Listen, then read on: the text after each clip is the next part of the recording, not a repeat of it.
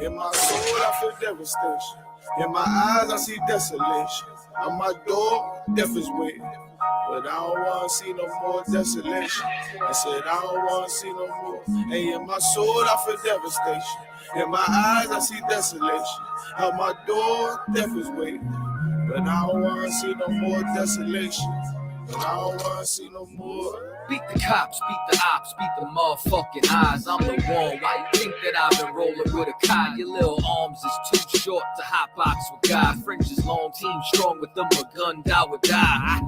Tired of these fake snakes, crooked Nate to oppress Jake. No pressure makes diamonds I won't break on this crooked landscape. We gon' make some shake, so I ain't got time to argue with you fucking reprobates. While these crackers getting richer when we raise the crime rate, and they hunt my people like gorillas and some primates. So we in these streets trying to raise a brother's mind state in every concrete jungle, from Cali to the tri-state. I buried brothers over beef that they couldn't squash. Blood in the streets, brains out like galosh. I trust the cracker when I mix that squash. You listening to real niggas, dog, who can't be bought. Whoa. Why you think I go so hard? Cause this world's fucked up, nigga, I've been scarred. PTSD, brothers can't drop their guard. Every day some bullshit, you gotta weave and bob. It's no facade, so every day I'm on my job. It's time to send these devils to the land of Nod. Cause when I lost my religion, that's when I found God. So when I lost my religion, nigga, I found God. In my soul, I feel devastation. In my eyes, I see desolation. On my door, death is waiting. But I don't want to see no more desolation. I said I don't want to see no more. Hey, in my soul, I feel devastation. In my eyes, I see desolation. On my door, death is waiting.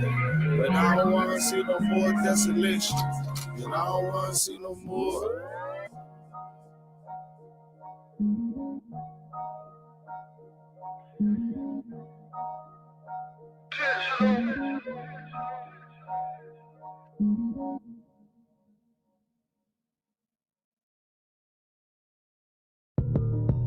Hey, what they do, dawg? What they do, bro?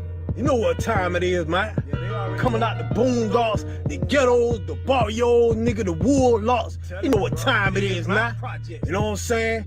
It's a takeover, dawg. You know what I'm saying? Mr. 249, nigga, I ain't talking about the time, dawg. Yeah! The world ain't all sunshine and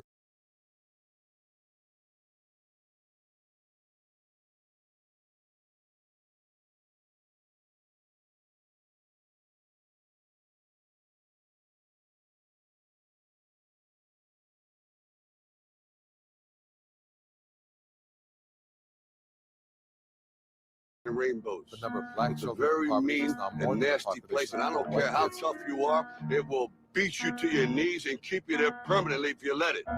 You, me, or nobody is going to hit as hard as life.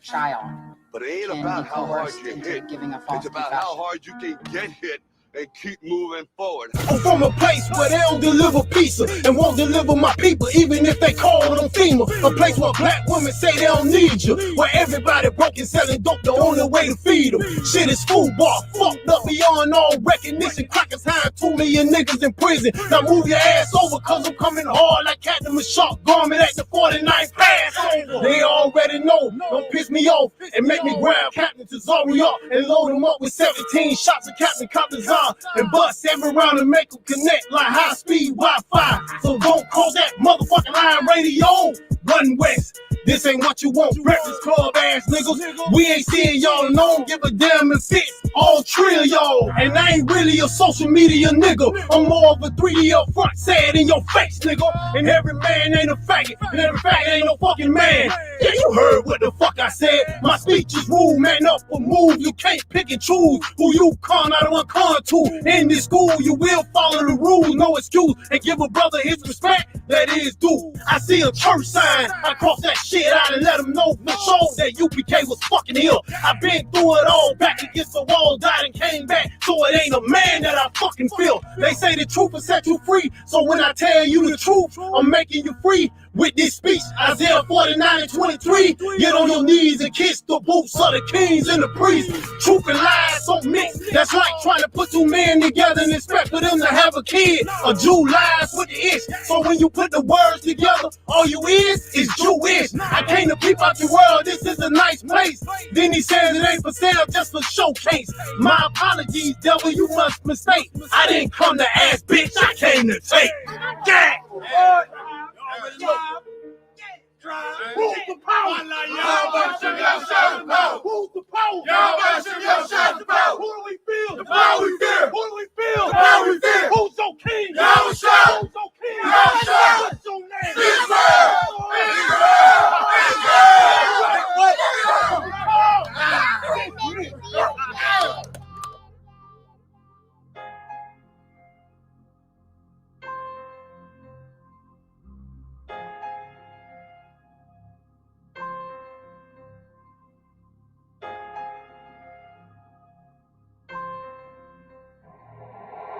I see you looking still acting like we strangers, but we blood brothers, hang each other like we fucking dangerous. Your mama's call us vagabond, so you don't hang with us. That's why I don't know you.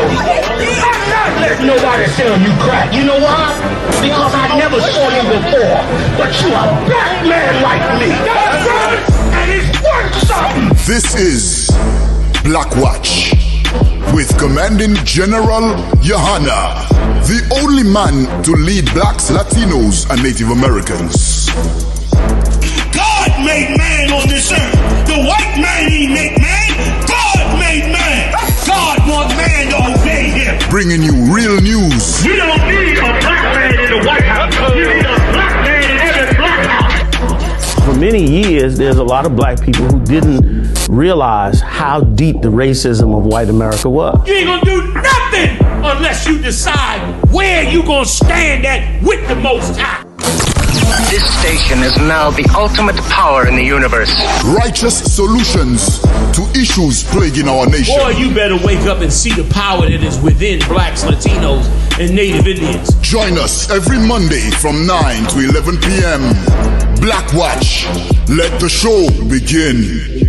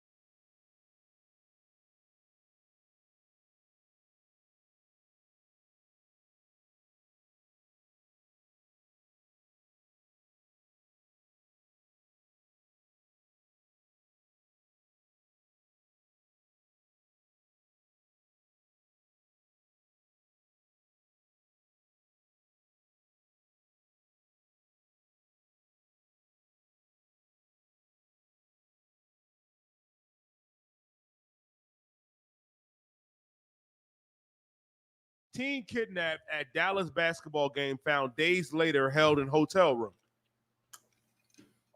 Break it down, please. Khan. 6 women and 2 men. No sound. Okay. Can everyone hear us? If you can hear us, let us know, all right? Let us know if you can hear us. Put up them ones. Type of 1 on the screen if you can hear us. They got it. Yep. Solid. Yediah. Khan. Teen kidnapped at Dallas basketball game found days later held in hotel room. Okay, Dallas meaning the Dallas Mavericks, the NBA game. All right, break it down. Khan. 6 women and 2 men are facing charges in the sex trafficking abduction of a 15-year-old girl who left her dad at a Mavericks basketball game. How old was the girl? 15 years old. 15. So this is another story about human trafficking, which is, a new phenomenon, I think, in the last, 5 years, 10 years, which I'd never even heard of this crime. But now this crime is running rampant, Haas, where little girls will walk down the street or go somewhere And there's a whole organization of people that will kidnap your daughter and sell your daughter into drug-addicted prostitution. So in this case, you got what, 6 men and 2 women, you die? 6 women and 2 men. Jesus, 6 women and 2 men who kidnapped, who all involved in a conspiracy to kidnap a 15-year-old girl and to sell her into prostitution. More than likely, those 6 women were former abductees themselves. Yeah. And now, of course, they join the person who has abducted them and go find more victims. That's Stockholm syndrome, popularized by Patty Hearst in the 70s. That also is the disease that blacks and Hispanics have in mass here in America. Continue, Yedaya. Honorable Khan, sir. Who left their dad at a Dallas Mavericks basketball game in Dallas last month to use the restroom.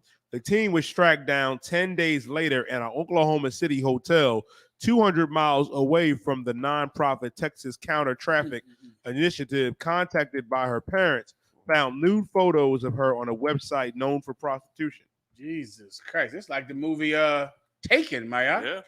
Some cat take your daughter. You got to go over there and kill everybody. To get your daughter back. Go ahead. The vast difference between our oppressor and us. We go in the hood, we do a little pimping. We call it pimping. Have a couple women selling for some money, thinking it's, not knowing no better. Right. Our oppressor get a hold of pimping, and it become this. You know what I'm saying? I mean, it's a terrible thing, and it shows you cannot be a silly woman, man. Nope. You got to teach your daughters to be grave, like the Bible says. Yeah. Teach them to be grave. Yeah. Don't teach them to go to the bathroom and now make friends with everybody in the bathroom and go get high in the parking lot with some girl in the bathroom. So you got some daughter that's always looking to fit in with some crowd, always looking to belong, always needing friends all the time. And before you know it, your daughter is very vulnerable to people that want to abuse her and want to harm her. Yeah. And you're going to have to teach your daughters to be more serious, man. To be serious women. Continue. I can share a story with you. We coming back from the Passover. I drove down. We driving up. So we stop at the south of the border. That big old south of the border thing. Yeah. And my real want to take pictures and get food. So we stop in there. It's got to be around between 10 o'clock and midnight. So my daughter Abigail, I got to go to the bathroom. We all look at each other. Like, oh, Lord. Because Abigail the kind of go and she talk to everybody. I'm like, oh, Lord. I'm sitting myself, oh, Lord. So I go walk over there with her. And I stand outside, posted up. So I'm marking cats I see outside. The next thing I know, I see both my sons. I see my rib. We all over there posted up in different spots waiting for her to come out the bathroom because we know what's going on. And as I'm looking, I see other cats posted up as well, right? And I see a van going back and forth. Yikes. Back and forth. He's driving back and forth. And then this lady came out the bathroom and got in, but they still driving back and forth. And I'm looking at this motherfucker. I'm staring at you. Like, you don't know I got my shit on my hip, boy. You about to get some shit that you know I'm looking for, boy. You know what I mean? But it just lets you know that it's out here. And over there where the bathroom was, it was dark as hell. Like, it wasn't really no lighting. It was very, very dark. You know what I mean? It's out here. They out here. And if I could, Haas, it's dangerous enough just being a girl. Yeah. Just being a girl is so dangerous in a place that is cruel and unkind. Now, if you're a girl who gets high, oh my God. I mean, let me tell you one thing about drugs that no one talks about, especially marijuana, right? Marijuana is the kind of drug that makes friends of strangers. It's one of those things like if you get high, you don't have to know a person to get high with them. Nope. The marijuana itself is the thing that turns you into friends. Yeah. So you're complete strangers. You don't know each other. But the minute someone pulls out a blunt, you will literally put it in your mouth. It turns strangers into friends. Yeah. How many times have you gotten to a circle to smoke weed with somebody? You don't know them. Yeah. And you put the thing in your mouth that was in their mouth. It was just in their mouth. And I can guarantee if that same brother said, hey, let me have a drink out of your cup, you'd be like, hell no, get your own cup. Yeah. You can't drink from my cup. But when it comes time to suck a blunt, what's that gay thing y'all do? Y'all blow the smoke into their face. Not to say y'all gay, but this one does strike me as homosexual. My aunt used to call it shotgun. Shotgun. Give him a hand. My aunt. Now they take the blunt, they put it in your mouth, and they suck it, like blow it, or use reverse action to put it back into your mouth. You'll do that with a stranger, with someone that you don't know. Well, if you have a daughter who's a drug addict, how hard will it be for her to make friends with the people at the bathroom? Not hard at all. Nope. It's going to be very easy for her to befriend everyone in the bathroom at school, in the bathroom at the Dallas Mavericks game, and it makes your daughter even more of a victim than she already is because she's smaller and less physical, less able to defend herself than a man is. Yediah. They showed you that, Jen, on that movie called Platoon, a military movie, right? When they was all in that bunker, they was all getting high, and the boy took a big puff of the weed and said, "Suck on this." He cocked the rear back, locked the bolt to the rear, and blew in it. And he sucked on the other end and inhaled all. In the damn. He blew into the chamber to blow the weed up. The boy grabbed the barrel of the gun. Up the barrel of the gun. The boy on the other hand, Charlie Sheen, grabbed the damn gun and sucked right where the damn rounds come at, out at, and sucked all that smoke down his lungs. This is what Jim Mike said, shotgunning. Shotgun. Well, damn. Well, I mean, if I was you, I'd stop getting high. Yeah. Okay, I would recommend that you don't get high, and you have to deal with drugs with your children, man. Your children getting high, and your children learning to get high from you. If you get high, you are teaching your children to get high, and they're going to get high. The difference is you're a big grown person, and your daughter is 15 years old, and she's going to get into a car with someone because they have weed. She's going to get in their car. She's going to trust them because they have weed. She's going to end up being sold on some website. Yeah. Come on, Yediah. Connor Wakan. The girl's father immediately contacted security at the American Airlines Center when his daughter went missing, and the parents repeatedly contacted Dallas police to find the girl. Fort Berry said in a statement earlier this month that Dallas police never began an investigation and failed to make any effort to locate the girl, nor bother to obtain a photograph of her.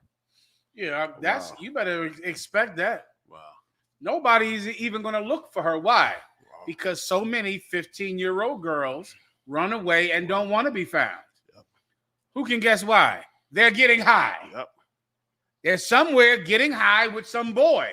And the cops don't have the manpower to look for every rebellious teenager who wants to get high. So now, as you're saying, my daughter is being taken against her will. The cops are saying, I got 10 more of these that happened today. And this girl is with her boyfriend getting high. She doesn't want to be found. The cops are not going to put resources into finding Black and Hispanic children who really, 50% of them at least, 75% are with some boy and getting high with him. You better train your daughters to protect themselves, man. You better teach them to be wary of strangers and not to be the type of girl that constantly needs attention. And there are so many girls that need attention like a crackhead needs dope. They need it, and this group of people will provide that attention for her. And they're going to get in the car and go with her. And when they get in the car, when she gets in the car, it will be willingly. She'll get in for what? For fun, to go have a good time. She'll get in for that reason. And then, of course, once she's in the car, her life will become the type of hell you can't really imagine. But they'll keep getting her high, and they'll get her more and more high. And before you know it, she'll be out kidnapping other girls. Your daughter. She'll be kidnapping other children. Anything else? Go ahead. It says the team was found by Oklahoma City police after they were alerted about the internet photos by the Texas Counter Trafficking Initiative. They arrested the 8 suspects last month. A number of them had significant criminal histories. Next story. Master P's daughter dead at 29. Let me see it now. That's super young. Yeah. Good Lord. Yeah. Let me see the system, man. Master P. I remember him, right? That's that rapper from when we were kids, right, Maya? Master P. Go ahead. Kana Wakan. Tatiana Miller's brother Romeo, who was with her growing up hip hop, posted a similar message. Tatiana Miller, the daughter of Master P, died on Sunday, May 29th. Her father announced the loss via social media. Insane. What was the cause of death, you die? Kana Wakan. Mental illness and substance abuse. Well, you don't die from mental illness. That's not a cause of death. But I'm assuming that they're saying that because she was mentally ill, and I'm assuming that's the reason they believe she was getting high, because she was mentally ill. That goes right into the former story out. You have got to fight drug addiction, man. If you don't fight drug addiction, you don't love kids. Yeah. So many of you look at that story that happened in Texas, and you act like those cops were cowards because they didn't run into that building and risk getting shot to save the life of children. Look at what you won't do to save the life of your children. Yeah. If you're not going to fight drug addiction, you don't love kids. You do not love children if you're not against smoking weed. If you're not against drug addiction, if you're not against smoking marijuana, you do not love children, because that is destroying our children. These kids are going to die because they're getting high. Yes, sir. And you can't keep lying to yourself saying, I love kids, and yet you are pro-drug use, pro-drug abuse. This poor girl, 29 goddamn years old, head over some fentanyl overdose, more than likely, which is killing everybody. Mayak? And I saw some clip. I think Mariah trying to find it where Master P was trying to tell her, because of course he's an ex-drug addict, and was trying to tell her, they were trying to, her and his son trying to get her into rehab. And she said she thinks she learned, and on the clip that she said she don't think she really needed, that she could change, and but they telling her, listen, I know you think you can, but you should really get into it. From my experience, it take about 2 years. They say all them counselors, they say it takes 2 years before you can even say, I think I could walk away now. I think I'm good. So they wanted her to at least begin start rehab. The process. Come. That's a terrible thing, Marah. We got the footage, sir. Go ahead. Caught him one con. So obviously, she's a real bad drug addict. Yeah, man. I feel like that trip really opened my mind to see how I would miss you the most, because you were always here for me, and I just thought that that trip stopped me from wanting to ever be in Hollywood scene with those celebrity friends. And I feel like I don't need to go to rehab. I feel like I could actually do. Caught him one con, sir. We'll rewind it right now.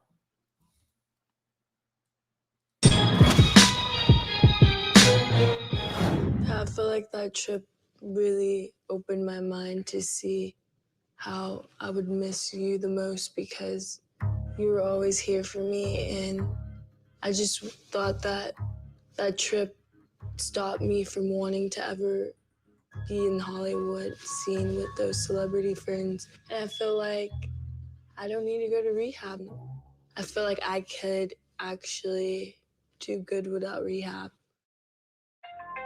I mean, you say that, Tata, but on the serious side, I think we should get some professional help just to make sure you stay on track. So let's not say you don't want to go to rehab. I think you should at least try it, because I don't want you to go back to this.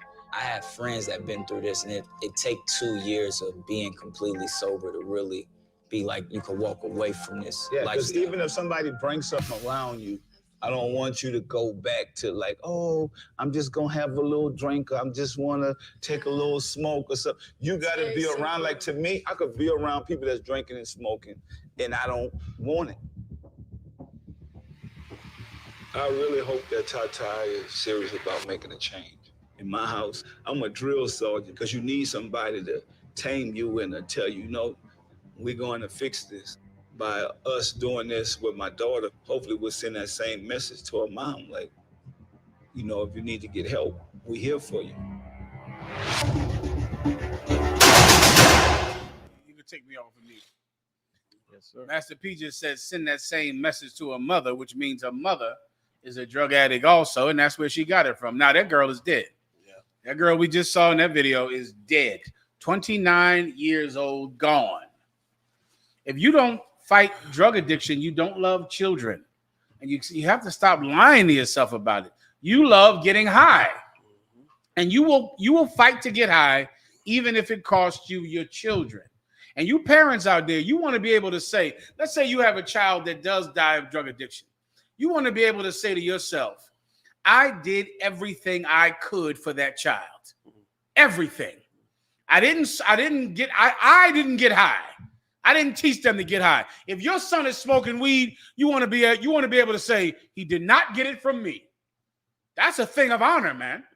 You want to be, my son is getting high. My daughter's getting high. Now, when they talk to your son and daughter, you want them to be able to say, I did not learn this from my father. I didn't learn this from my mother. This is a choice that I made, and I rebelled against the righteous teaching of my mother and father. You don't want to be able to say, well, my son learned to get high from me. I smoked all the time. I told my son don't do it. But then, of course, he did what I did. Come on, man. You're a terrible goddamn parent. You're disgusting, and you're the reason that your child is going to be dead. And this child isn't the last one that's going to die. Yeah. What you better ask yourself is, do you want your children to live? Because if you are out there smoking weed and smoking cigarettes, I don't care how much you tell your children don't do it. This is for grown people. You can't do this because you're not grown. Your child is going to do what you do. They're going to do it, and they're going to die, and you're the reason. Yeah. You die. General, if I could, I sit here and listen to this, right? And the moment she said, the moment Master P said about for her and her mother, flashbacks went right back to my head. Now, I remember growing up, and my parents used to smoke cigarettes.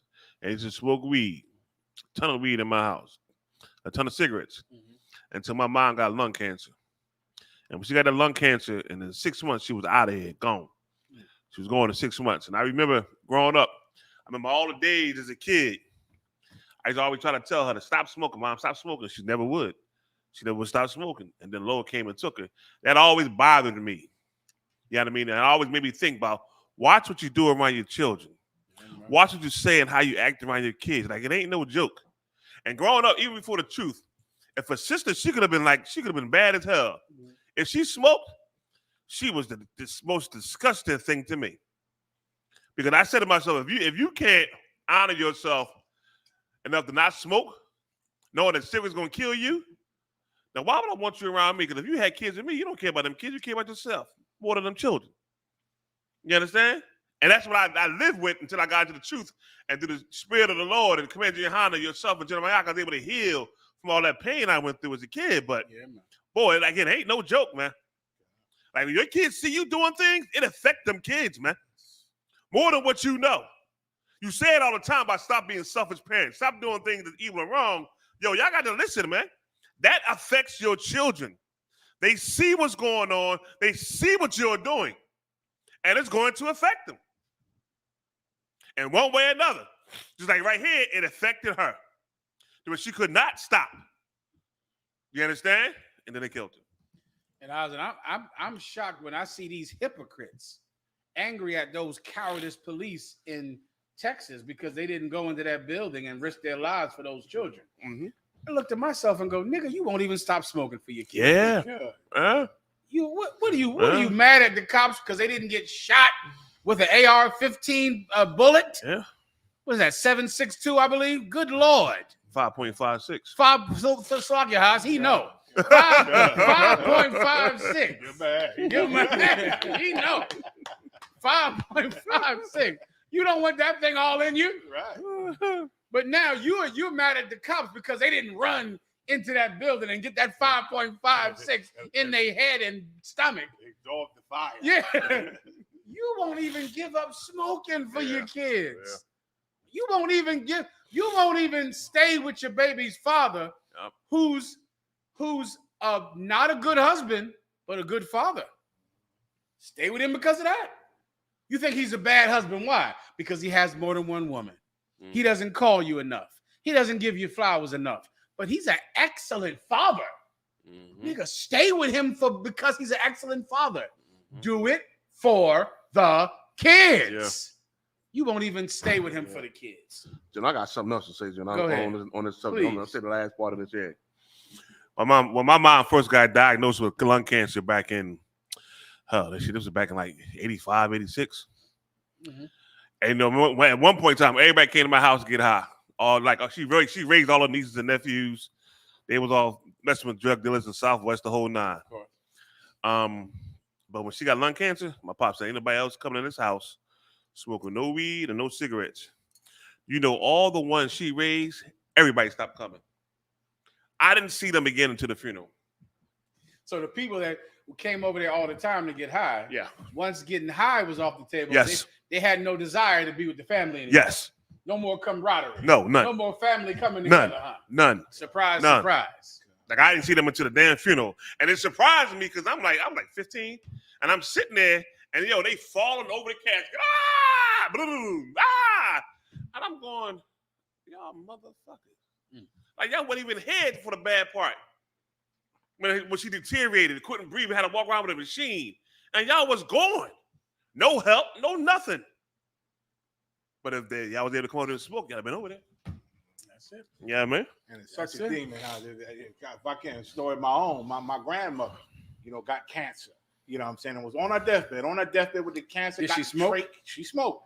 Got the trach and everything. I come in the room, and this is well into her being sick for a while, in the bed, bedridden, arms swelling up, trach in her neck. You know what I'm saying? Got to be cleaning, got the stuff, the fluid coming out, got to clean that. Time to time, I try to help clean her up. I come in the room one day, she is smoking. On her deathbed with the trach, smoke coming out the trach. Oh! I said, that's a nightmare. What the hell? I'm a kid. I don't know no better, but I'm like, I know this shit ain't right. This is killing you. And Ann said, she don't want to die. Told me that. I've been in the room with her one time, just cleaning up. She said, I don't want to die. I said, you ain't going to die. We're going to find a way through this. And you know what I'm saying? Just trying to encourage her. But I could not believe it. You know what I'm saying? And then after she died and was gone, I couldn't believe my mother kept smoking.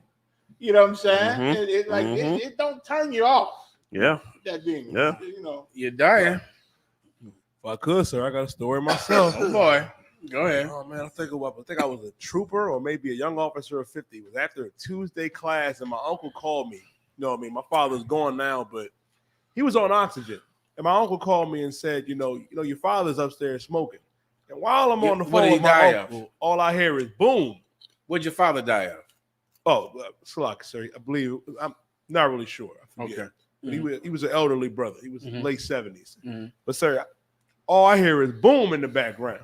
His tank blew up in his face. Wow. Had burns, everything. But the oxygen tank. Oxygen tank. But this is the crazy thing. 2 days after he got out the hospital, he was smoking again.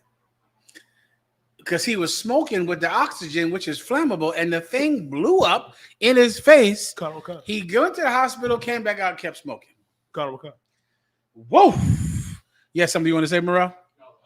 Well, let me tell you, okay. Things like this and stories like what you brothers are saying and these experiences tell you whether or not children are more important than yourself. Yep.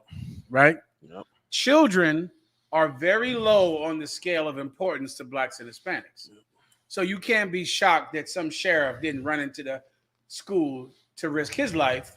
You would never risk yours for your own kid. You won't give up cigarettes for your own kid. You won't give up anything for your child. And you think about this.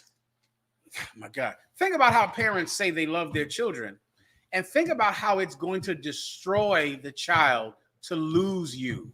Yeah. It's going to destroy them. Yeah. And you would think that everyone is put with that choice. It's like, I love smoking. I love smoking weed. For you sisters, you love chasing penis on the internet. Yep. You love finding strange men to bring in your house, and you'll just let anybody babysit your kids. Sisters, call in if you just met some man, and he's babysitting your child, and you broke up with one man, and now some new nigga is in there babysitting your kids. I've always wanted to talk to one of them, Mayak, and get, like, what are you, like, break it down for me. Like, okay, he's in your house. Is there a minimum amount of time that you know him before he lives in your home, babysitting your child while you're at work? You don't know him at all. You left the baby's father and left random men who were good fathers, who were proven father figures. You left them, and now you're just letting any cat that you met babysit your child. Call it and explain the rationale to me, because it seems like that child is very low on your scale of priorities. What's chief on your scale of priority is lust and pleasure.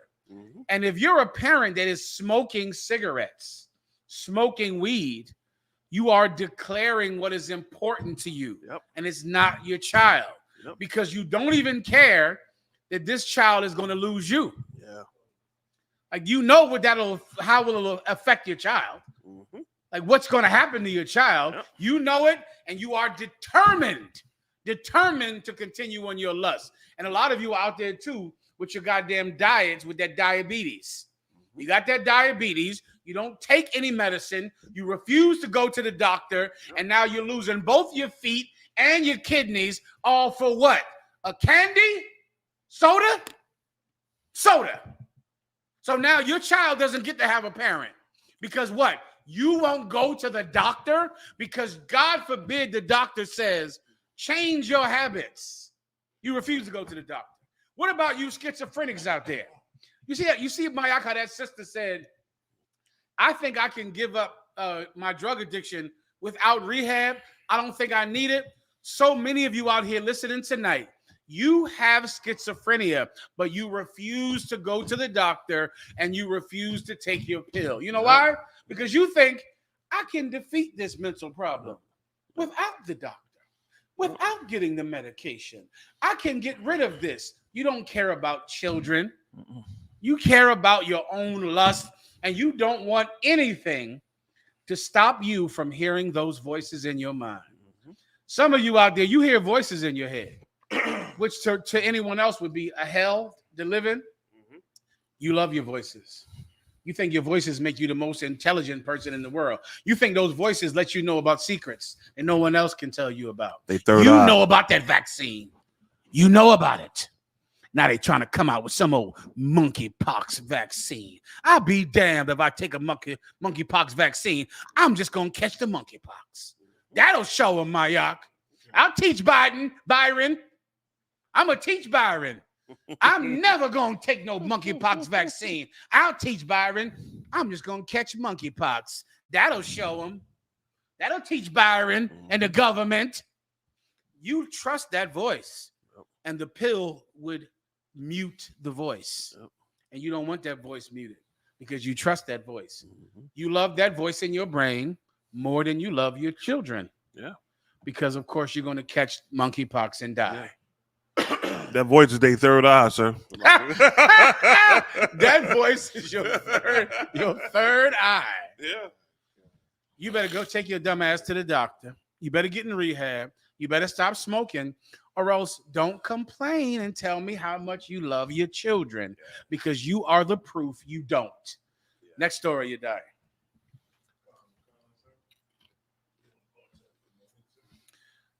Let's give Commander GEN.YAHANNA a couple more minutes. Give me 10 more minutes before Monique. What else do you have? Her race isn't my issue. I find her underqualified. I'll take this one. Go ahead. Khan. Say it one more time with the chaser. Abad, please. Go ahead. Khan. Morehouse College gets mixed reactions after hiring a white woman as a chief brand officer and the head of admissions.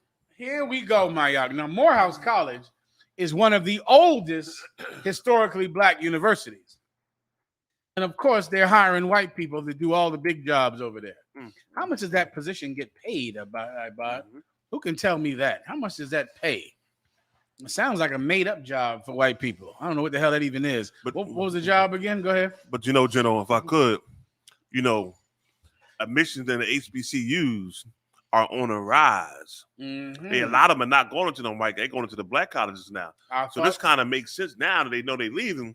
We got to still have some kind of way to control these Negroes. Well, I think it's a little worse than that. I think that the black people that run these schools are actively trying to get white people to go to those schools. There you go, Jim. And they want white people in those schools. And this hire, though it will anger black people, it will make white people quite happy. Yep. And before you know it, these historically black universities will be white. Why? Because that's where the money is at, young man. Let me give you another place that's happening. So-called black Greek fraternities. Oh, yeah. Black Greek fraternities are trying to get all the white people that they can in those fraternities. Those classic Alpha Phi Alpha, Omega Psi Phi, Kappa Alpha Psi, Phi Beta Sigma, aka Sigma Gamma Rho. They are actively trying to get white people to join those groups. Trying hard. Why?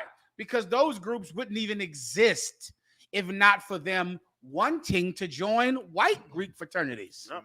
And that's what most of us who are from the streets and who are not that kind of person to go to college and to try to be the black elite or black excellence, we don't understand how really black excellence is just jealous of white excellence. Yep. Jealous. Black fraternities only exist because white people didn't let them join white Greek fraternities. Yeah. So since they couldn't join, they went and made their own. But what they wanted originally is just to join the white one. That was their desire. But white people wouldn't let them in. So they went and found a way to mimic their jealousy of white Greek fraternities. And so they made black Greek fraternities, which sounds ridiculous because you're black. And of course, not a white Greek. Well, guess what's happening right now? You're going to see, someone Google it if you need me to. I haven't Googled it, but I know I'll find it. Google white people in black fraternities. And you're going to see some damn Richie Cunningham jumping around like he's in a black fraternity. I can guarantee it. Well, black colleges are doing the same thing.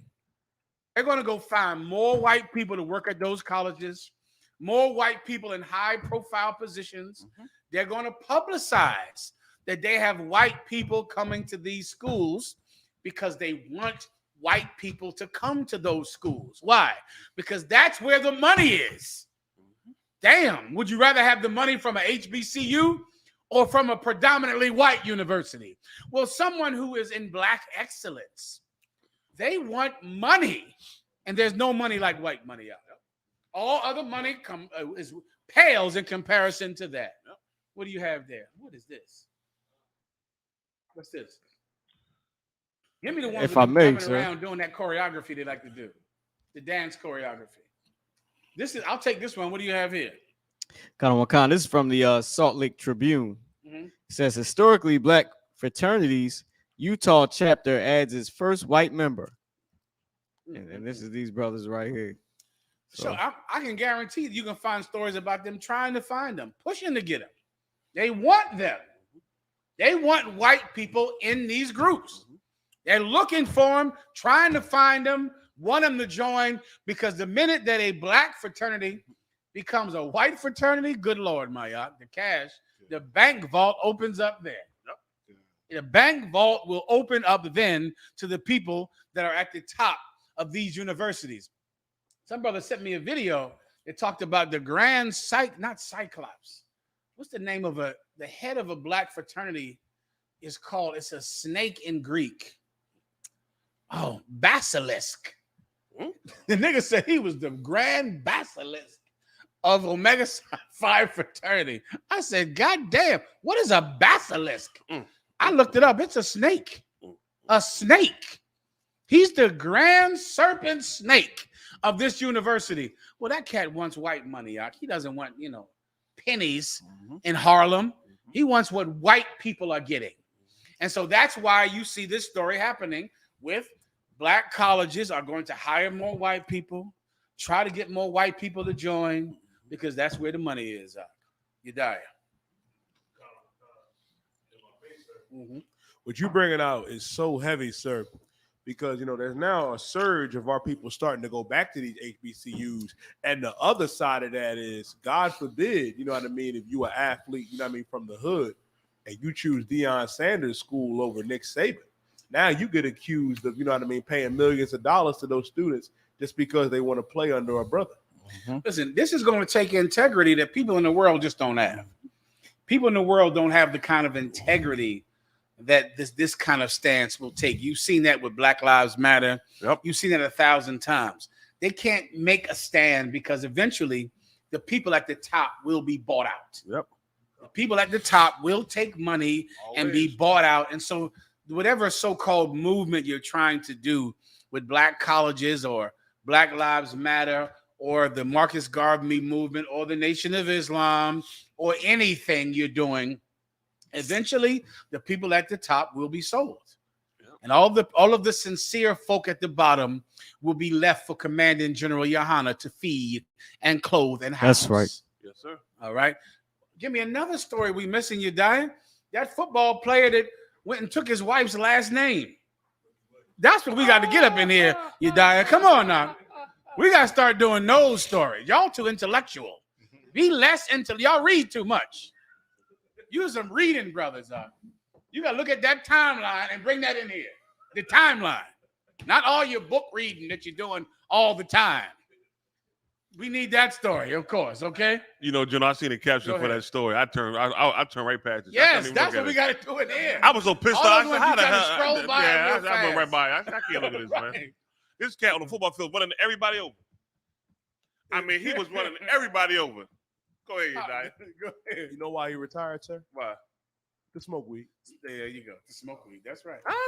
Ricky Williams was having an amazing career, but his career got derailed because he couldn't stop smoking marijuana. So he went to India and other places to become a weed guru. And now he's married to Esau.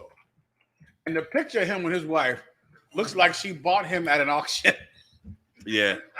The picture is insane. Yeah. We'll do that. Mariah, you gotta show me some pictures of white people doing the black choreography dances at college. That's all. One of that will just cap the point off. All right. Mm-hmm. Go ahead, you die next. Go ahead. Khan, NFL veteran Ricky Williams says he took his wife's last name to find balance. To find balance. I hate that term. I hate most things in life. That's just my personal preference. Yeah. Hate. Yeah. As opposed to anything else. Yeah. It's like it's gasoline. It fuels me properly, Mayak, to do what must be done for Commanding General Yahanna. Yeah. But one of the things I hate is the term balance. And whenever that term comes up, because I wonder, what in the hell are you trying to balance? And what does that mean? Oh, Jesus, Mariah, what was that I just saw? Mariah found a terrible video. Hold on, play it for the people, Mariah. Knockers.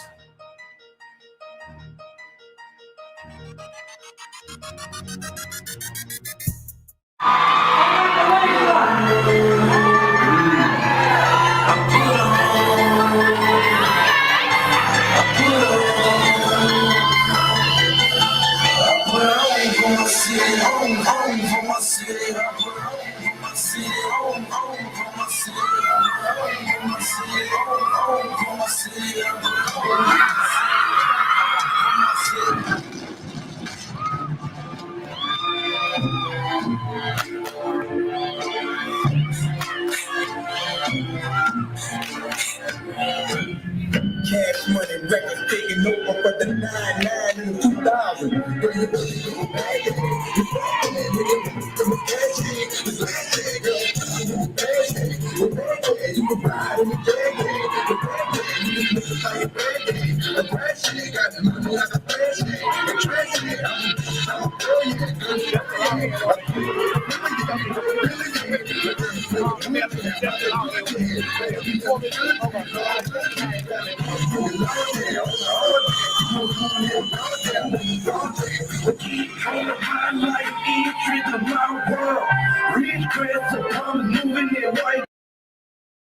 That's the future. That's the future. Yeah. That's the future. And the problem is the grand snake, he's going to want it to happen. Yep. He is going to he's going to say, we need to get more white people in here. Mm-hmm. We got to make sure that we're not racist. Mm-hmm. We got to make sure that we're encouraging more white people to join. Maya. Inclusive. Thank you, Maya. Jesus Christ. We got to make sure we're more Inclusive. inclusive. Because that's how you get white money. Yeah. White money is strong. You got to have some integrity to resist white money.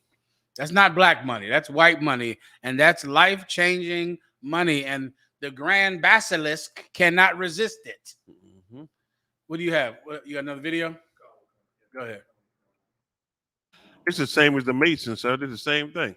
You gotta. I'm just pulling it up on YouTube, sir. If you give me 1 second. Someone confirm what that basilisk is what I just said it is. I'm pretty sure, but just let me know.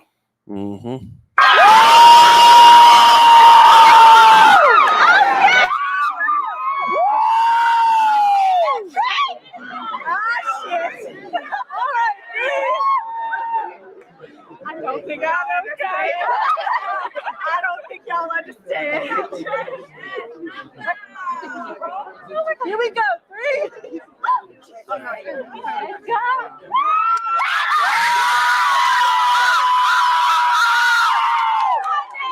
It's Emma Northcott.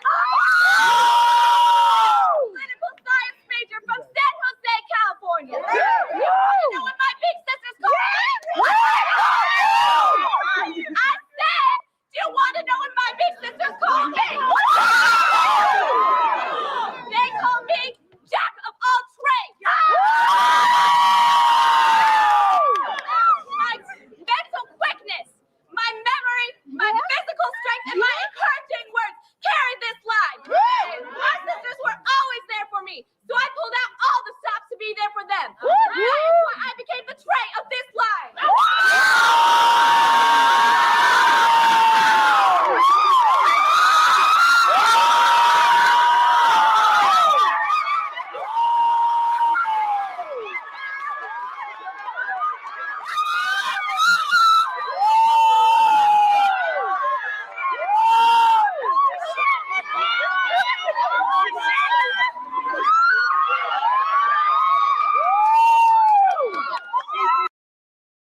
Stop joining these fraternities because it's quite gay.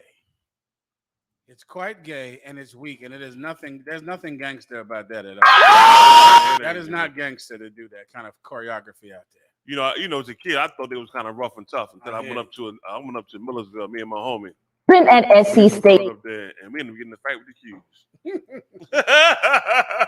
And it's like me, him, and another brother, and it's like about 15 of them. And that's when I realized that these are a bunch of cowards. Yeah, this is not for men. Yeah, they was a bunch of cowards. It's black people who wanted to join a white group. The white group said no. And they said, we'll show you, we'll make our own white group. It only lets black people in it.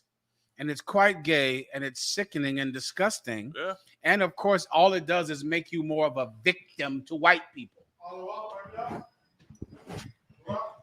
Yahweh Shema Shabbat. What's going on, Bill? We got one more video, sir, if you want to play it real quick. Please. Count on one card. Has taken charge in her hometown of Milford, Michigan, starting protests and conversations about Black Lives Matter. It's talk her hometown hasn't had before. Our Matt Dow caught up with her about what she learned in SC and took up north. Don't shoot! Don't shoot! Megan Swarchek is a rising senior at SC State. She's one of the few white students on campus, plays for the school's soccer team, and is a member of a black sorority, Delta Sigma Theta. So when Swarchek went back to her hometown of Milford, Michigan, that is 96% white, she knew she couldn't stay silent. People are making this about choosing sides, and this isn't about bringing politics in. You know what I mean? This isn't a Democrat thing, you know? This is everybody versus racism. Swarchek teamed up with Power Detroit, an activist organization, to spread the topic of racial injustice and police brutality. And she made it clear in our interview that she didn't want this story to be about a white girl that saves the day. She wants this story and these protests to be about amplifying Black voices. That's the very reason that we decided to go, because we feel like Milford is the type of city that, you know, all the racism out there, all of that needs to be addressed at this time. We're all in this together. This is one race, a human race. So if you see your brothers and your sisters that are down, pick them up and help them out and move them forward. Our conversation about the Milford protest lasted about 45 minutes, and all three women kept emphasizing the need for Americans to learn true Black history to better understand why this movement is happening. If you go to a HBCU or if you're in a Black fraternity, you must feel so demeaned that white people are going to join your groups. And the news story is going to be about them and how they saved your group, how they saved your college. The whole world is going to look at them like they were willing to join a Black group and to make this Black group relevant and to save their lives. And if you think that this is by accident, it is not. And I'm going to show you the video the brother sent me. Play this video. If I can, John, just to piggyback off what you're saying. And this is the consolation prize. Because like the gentleman said earlier, they wanted to be in a white fraternity. But white people ain't let them in, so they create this Black fraternity. And now that this white girl is joined, Brother Grand now Brasilis. they feel wonderful. Like, Grand- oh, yeah, this is the next best thing. So you let me in your. This was really what they wanted. They wanted to be close to white people. White people said, nigga, stay away. They said, no problem. I'll make my own white Greek group. Then one day, white people wanted to join. Oh my God, that was what we always wanted, just to be accepted by white people. You want to join us? Thank you. Here's the point. This is a plan from at the top of the Grand Snake. This is what he wants. This is what's happening. Now, this is terrible witchcraft I'm about to play for you now, you die. It's heinous witchcraft, all right? And I'm going to play it right now, but it's heinous. It's disgusting. Because, of course, the only way you can truly get the children of God to do something is to make them think God wants it. Play it, Marah. Another one come. From the top. Brother Grand Brasilis. Yes, sir. The Grand Basile, all the members of the Panhandle Council, I'm honored to be here. He said, I want to thank the Grand Basilisk. That's the head snake. That's the snake. No, the head snake. Thank you. It's the head. That's the head snake. They got a cat over it. They name him the head snake. Yeah. Yeah. They know that it's coming from Satan and call him the head snake. Like that, like would show you they all the way in the left-hand side. And it's so damn shameful. There's no white fraternities celebrating that they got a Black person in the white fraternity. All the white fraternities, you seeing them come up in the news for doing blackface, for having racist songs, for, you know what I'm saying, doing racist hazing, for all kind of nigga talk. But Black people, once again, that Martin Luther King philosophy was poison to us. It was such poison to do to us. And they structured it where coming up in them universities now, not so much back then, but they're coming up in them universities now, they almost filter it with people that only want to bring unification. You had a report, or you had a woman on here earlier. If you could play her again, Marat, that woman that said, if you see some, it's all about inclusion. If you see racism, that last little video, could you go back to that for a second? Because it was vile what that sister said. Like, once again, imagine this. This is so ridiculous. Imagine if you, before you play that video, imagine that the white Jews had to convince the Nazis not to be racist anymore. Could you imagine? Imagine white Jews living in Germany saying to the Nazis, you know, it's all about inclusion. It's all about us all working together. The Nazis would look at them like, you bunch of idiots. The Nazis wouldn't respect them based on that.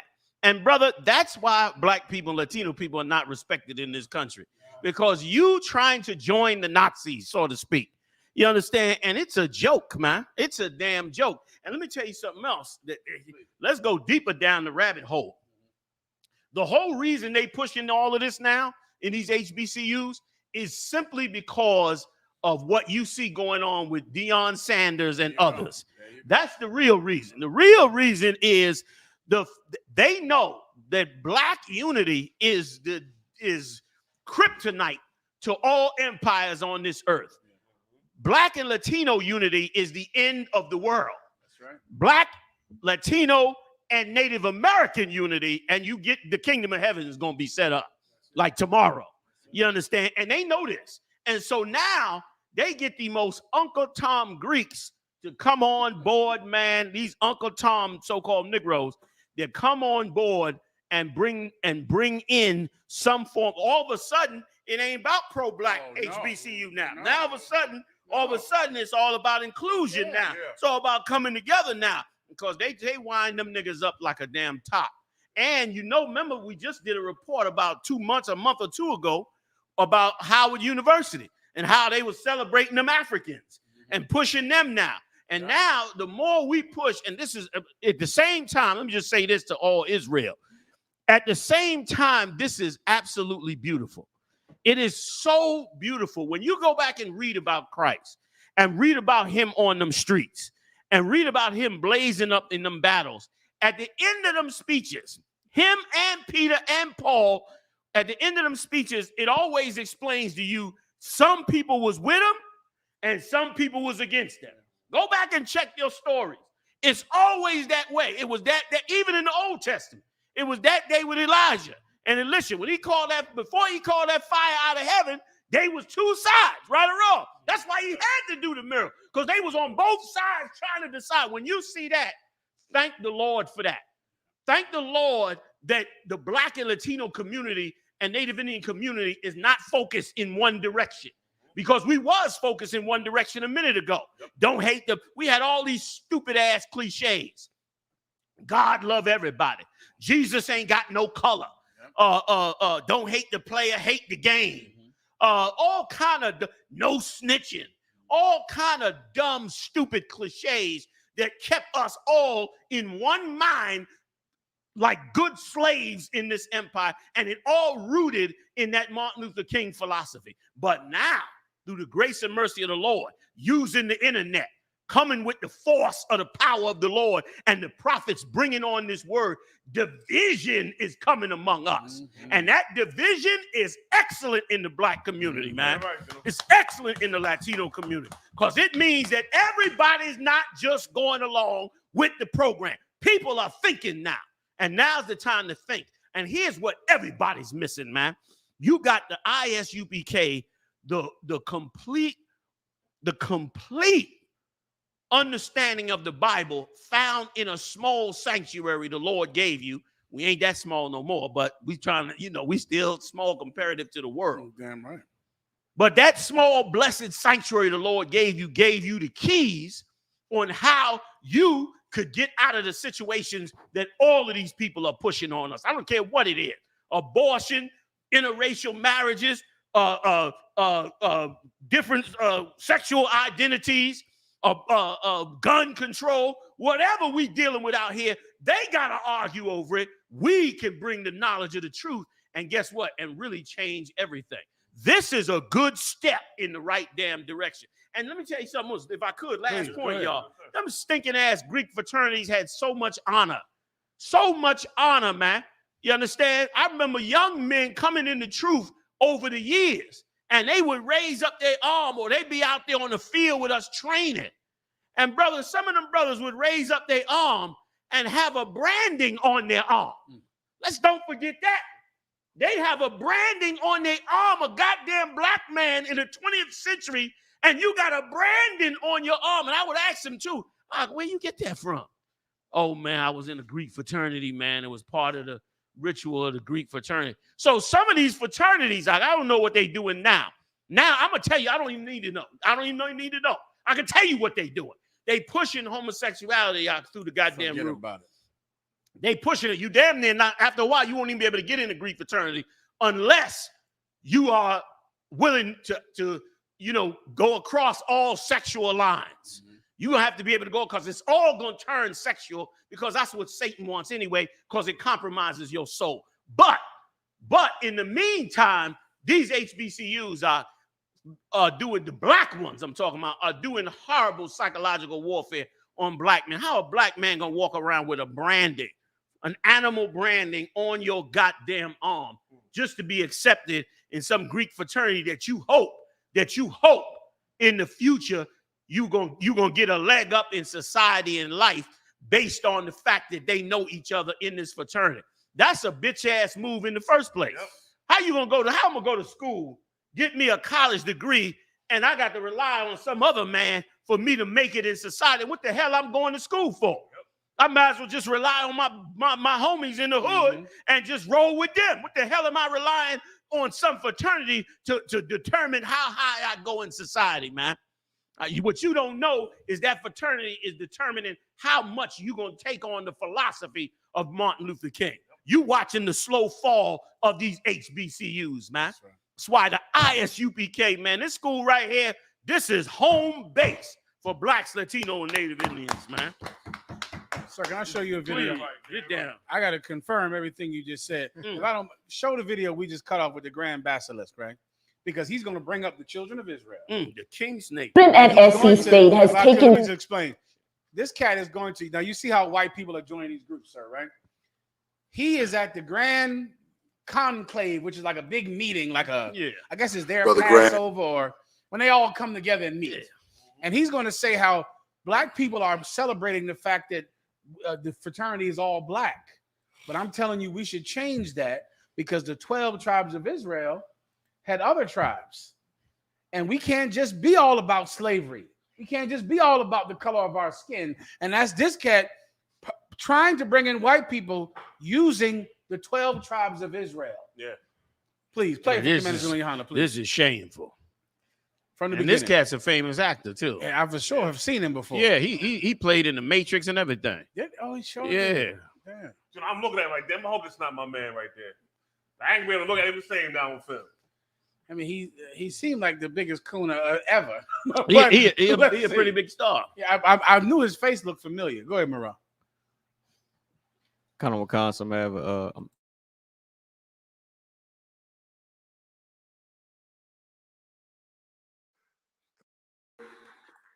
Brother Grand Basileus, the Grand Basileus, all the members of the Pan-Hellenic Council, I am honored to be here at the request of Brother Charles Bruce, and who's running for a particular office, by the way. And Brother Jordan just mentioned that, that we have a problematic leader of the country, but I know that there is leadership potential right here. And if he decides to run for a higher office of the land, for example, I'm sure he would provide great leadership there too. But I want to tell you that I am honored to be among you, and I was very struck by the words of the councilman, Brother Jay, who said, Brother Jay Banks, who said something about that we all have something in common, which is the color of our skin. And I noticed something, Brother Grand Powell, that it says on that Divine Nine, there's 9 fraternities and sororities, but there were 12 tribes of Israel. And it occurred to me, just sitting at my table there, that our work is not done. There were different tribes that held different powers and different potentials and different tasks. And our work is not done. So we all have to come together, and we will, I'm sure. But I want to encourage you and say that there's more to our story than our struggle. There's more to our story than slavery and Jim Crow and servitude. My mama was a maid, but that's not her whole story. My mama, when she was 14 years old, went and got a job. My daddy died before I was 2 years old. There's more, and he was from right here in the Reserve, Louisiana. But there was more to his struggle than the problem. His story and our story, it should be urgent that we tell it. Now remember, it's 9 of them, and all they care about is the color of their skin. But there's more than, there was 12 tribes of Israel. And we're more than slavery. We're more than Jim Crow. This is the Grand Snake trying to bring in white people as if they're other tribes of Greek fraternities. Wow. Like that's the end game on everything that black leadership does. The end game is, and we should stop calling it unity. We should start calling it what it really is.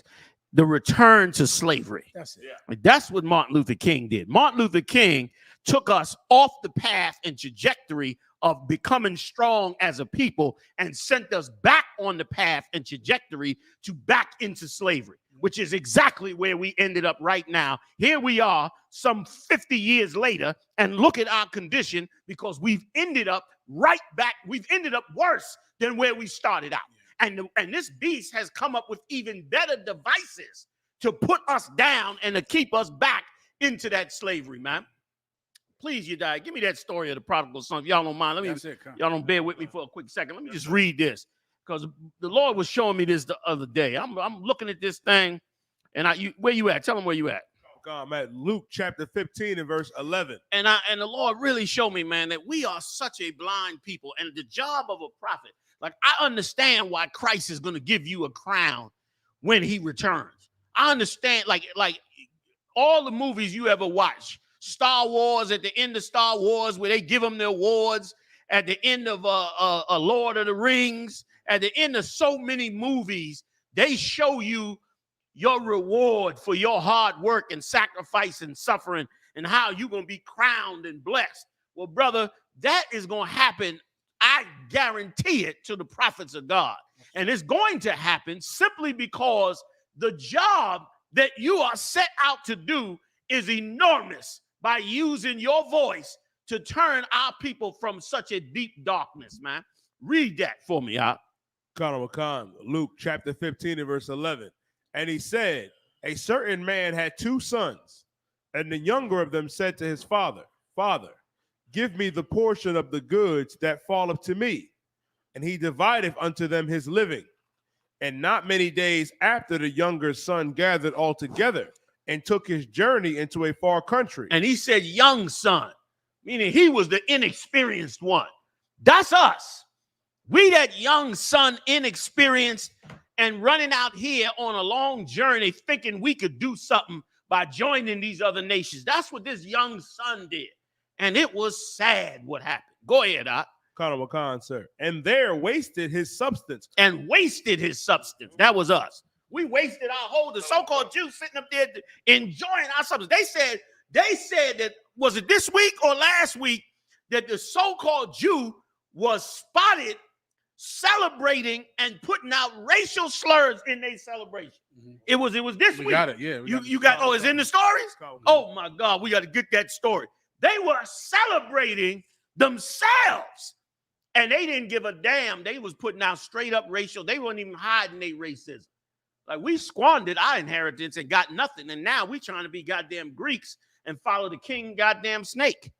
And some dumb, stupid philosophy from some dumb preacher who just wanted to be around white people, who we allowed the white man to make great and famous and give him a goddamn holiday and a statue in Washington, D.C., made by a Chinese man, no less. And we celebrating that nonsense like we on to something. We that dumbass child, man. We that dumbass child that refused to follow our father's inheritance, man. We squandered it, man. We squandered. And let me tell you something else, too, if I could. I know I'm running, but bear with me.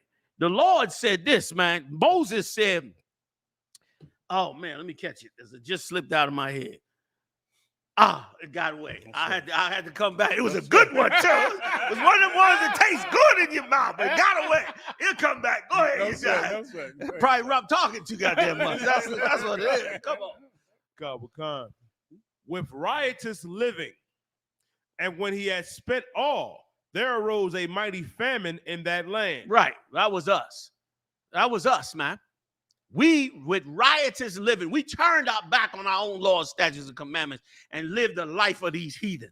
And that famine is them nations robbing us down to the bone, to the very bone. Just Wednesday, was it Wednesday or Saturday? One of these days, we was bringing out about how Bill O'Reilly was bringing a report out about how all the other heathens, I think it was Saturday, Meshachanan was bringing it out, how all the heathens, they came out with a list of all the heathens that made more money than even white people in America. That by ethnic group, they making more money than white people. And over the top of white people. And guess how they making the money? Off of us.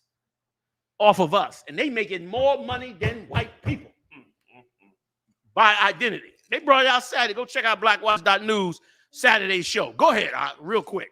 Let y'all back in. And he began to be in want. And he went and That's joined. us. Hold up. Don't rush.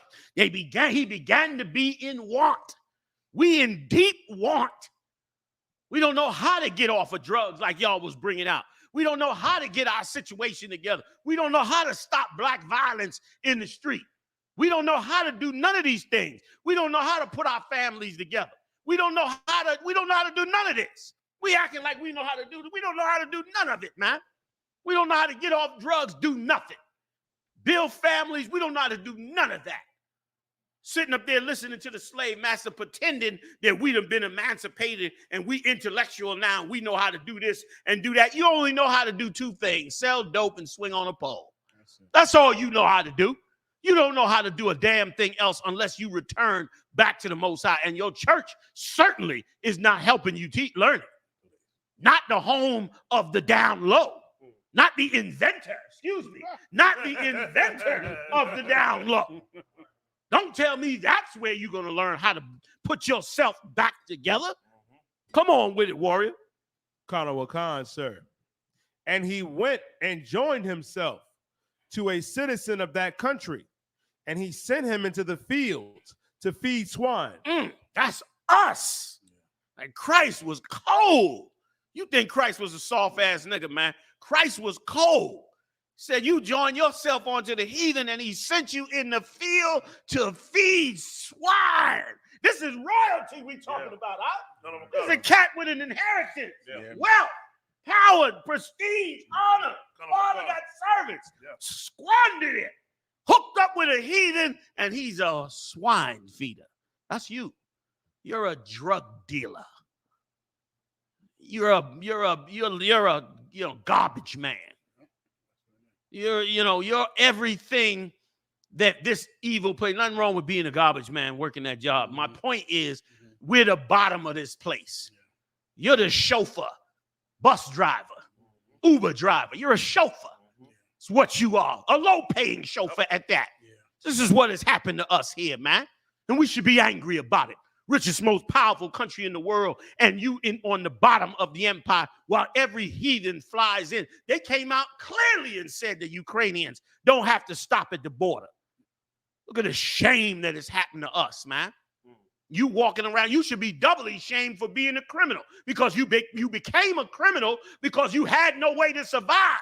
And instead of using the wisdom and intelligence that you had and the history of your people, you fell for the slave master's choice. That's how the cops got started, chasing slaves, trying to get away. Now here you are, still a slave trying to get the hell away. This is shameful, man, what has happened to us. Go ahead, Art. And Christ called us on it, and rightfully so. Go ahead. Khan, sir. Luke chapter 15 and verse 16. And he would fain have he filled his belly with the husk that the swine did eat, and no man gave unto him.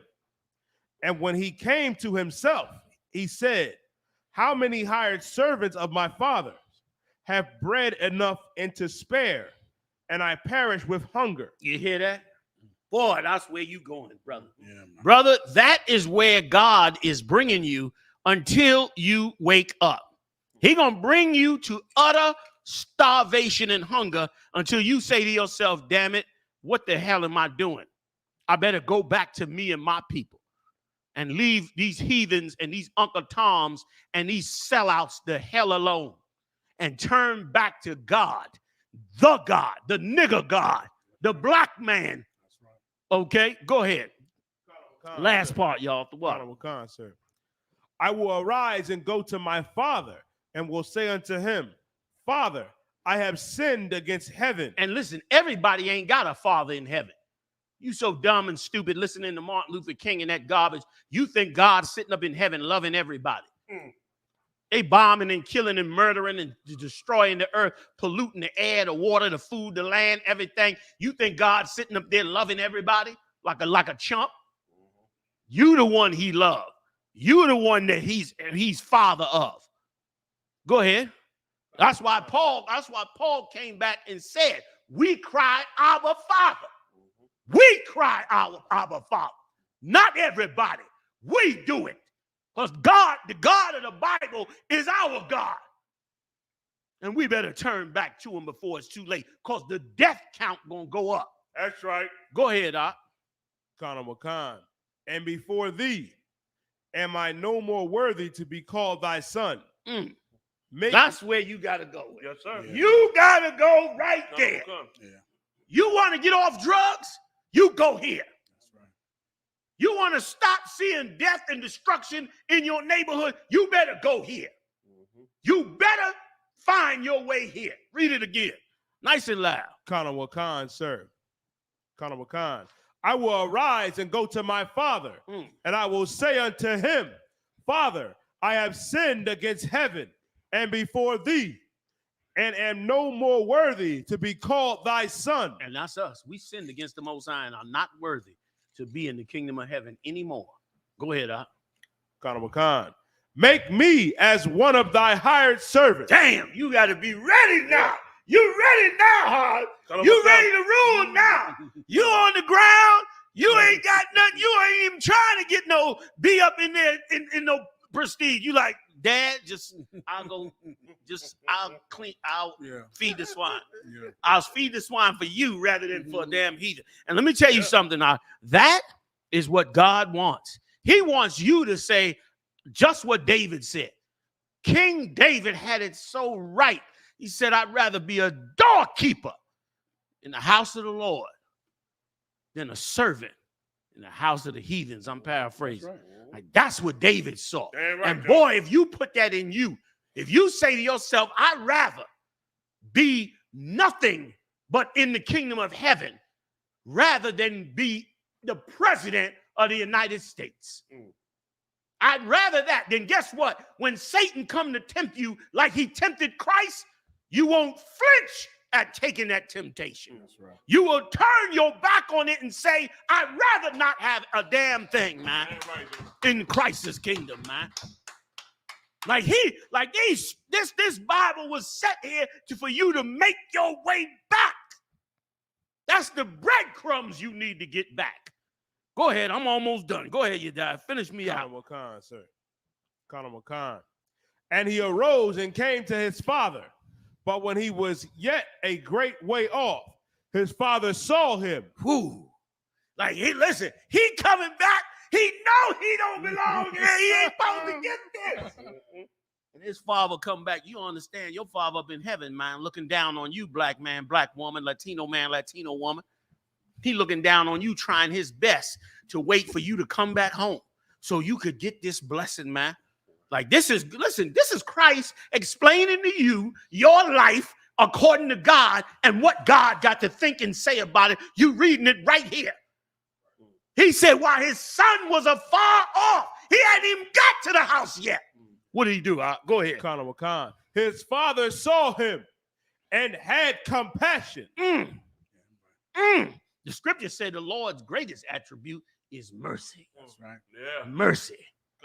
The Lord gave David an option. He said, I could let you fall by the hands of the heathen, or you could fall by my hand. He said, I'd rather fall by God, the Lord's hand. I'd rather not fall in it, right or wrong. I'd rather not fall in the hands of the heathen. I'd rather fall in the Lord's hand. Like, that's a man of God. That's where we got to go. And listen, and he going to wait till you starving and feeding the pigs. Or you can get right now and we can get the hell up out of here and go back to our father's house. Right. Go ahead, Khan. And ran and fell on his neck and kissed him.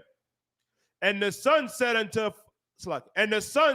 him, Father, I have sinned against heaven. That's it. You better understand that your life in America, I don't give a damn what you got, is a life of a sinner, man. A life of mistakes.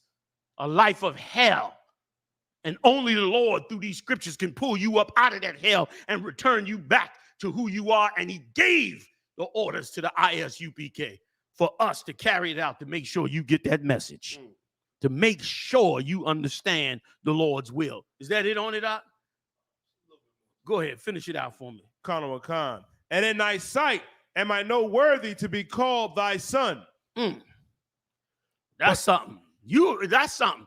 You better understand you ain't worthy to become the children of the Lord, yet the Lord is merciful on us. Christ told our people when they were coming up against him, he says, say not, how it go? Because you are Abraham's seed. Remember, he was like, don't go there. Don't trip on whose seed you are. If you up here sinning and wicked and evil, don't trip on that. Find yourself unworthy and come and serve the Most High. And watch your life change, man. Watch you get them kids off of drugs. Watch you win all day, every day by the grace and mercy of the Lord. That was it. Ooh, the water got me through it. I thought, damn right. Go ahead, you done?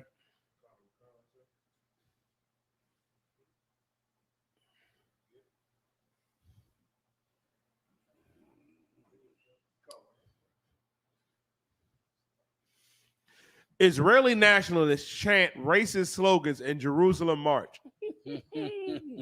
Go ahead, read some more. Thousands of Israeli nationalists, some of them chanting death to Arabs, paraded through the heart of the main Palestinian thoroughfare in Jerusalem's old city on Sunday. Now they coming with how they really feel. Like racism is getting ready to explode all over the world. Yep. All over the world. And you black people, Latino people, Native Indian people, you are not ready for what is coming down in this earth. You have not listened to our prophecies. And you are not ready for what is coming down. They openly doing it in the market, which means, guess what? That means the Israeli government has won the populace over to hating the Palestinians, which means now they can do whatever they want to do to the Palestinians. Why? Because the people hate them anyway. So is it going to be any repercussions for what they do to the Palestinians? Hell no. And that's why our black leaders is dumb and stupid as hell, because it would be repercussions for what is happening to us if they didn't hate us so much. If they didn't hate us like they do, it would be repercussions all day, every day, right or wrong. Go ahead, you die. Somebody else was in a show of force that risks setting off a new wave of violence in the 10th city. The crowds, who are overwhelmingly young Orthodox Jewish men, were celebrating Jerusalem Day, an Israeli holiday that marks the capture of the old city in the 1967 Mideast War. In other words, they celebrating that they destroyed them Arabs and pushing racial slurs. Well, guess what? That happened here. Just happened last summer with the Edomites down there in where were they at? Where they had them tiki torches at? Charleston, Virginia. Did they just? South Carolina. You're right. They said you will not replace us. Yeah. They was marching with them white supremacists. Was marching with them tiki torches. That just happened, and you walking around acting like the empire just love you. I bet you them Palestinians ain't sitting over there thinking the empire love them. They wake. They understand what the hell is happening. You die.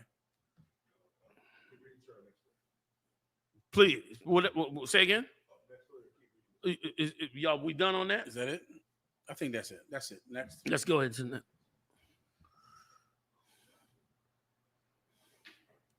Monique responds to D.L. Hughley over headliner comedy tour, claims in latest feud. This one I don't know about. Yediah, you know about this story? A lot, sir. Not too much. Let's see the video. I know there's video because it was up on the phone. Just briefly, Monique been blackballed for years from Hollywood and making movies and making money, and she blames Oprah, Tyler Perry. She blames a couple other cats, Steve Harvey, D.L. Hughley. She blamed all them for selling her out and not backing her up to fight against the industry. So now she's uncanceled, or something happened recently where they starting to hire her and give her shows again. I can tell you what happened. 50 Cent. 50 Cent went and put it out there and was like, yo, man, I want to rehire Monique. What's up? He had to, and the fact that he had to do that, once again, boy, you black leaders, you black leaders, the day gonna come where no matter how powerful you get, you're gonna have to answer to the prophets and the priests, who are also gonna be the judges. And you're gonna not be able to do whatever the hell you want to do. How you gonna blackball a sister? How you gonna go along with the slave master and blackball her sister because them devils don't like her for a small little statement that she made at the award show. For a little ass statement she made, y'all blackballed the sister, man. You understand? Which was ridiculous, man. You should have circled the wagons. You should have circled the wagons and pushed. She lost millions over the last decade. Now, what did she do? What did she say? All she said was at the award show, she said, I want to thank y'all for not, I'm paraphrasing, for not, voting against me because I'm black. You know what I mean? Like she was actually thanking them. But they looked at it, they were slighted by it. And they blackballed her after that. And them nasty homosexuals who was all up in there, they began to all disrespect. Now, baby, when I tell you my heart is... And they blamed her, and that was it. That was the last you heard of her when she was a big star. She had that TV show. Oscar, I know that. Right. You know what I mean? And so, you know what I mean? And that was their way of blacklisting her and blackballing her. They never liked her too much anyway, but none of the black producers and directors would give her another shot because they didn't want to be, she was on the list. Yeah. But then Stan Lee, one of them, right? Yeah, that sodomite. He was the main. Lee Daniels. Lee Daniels.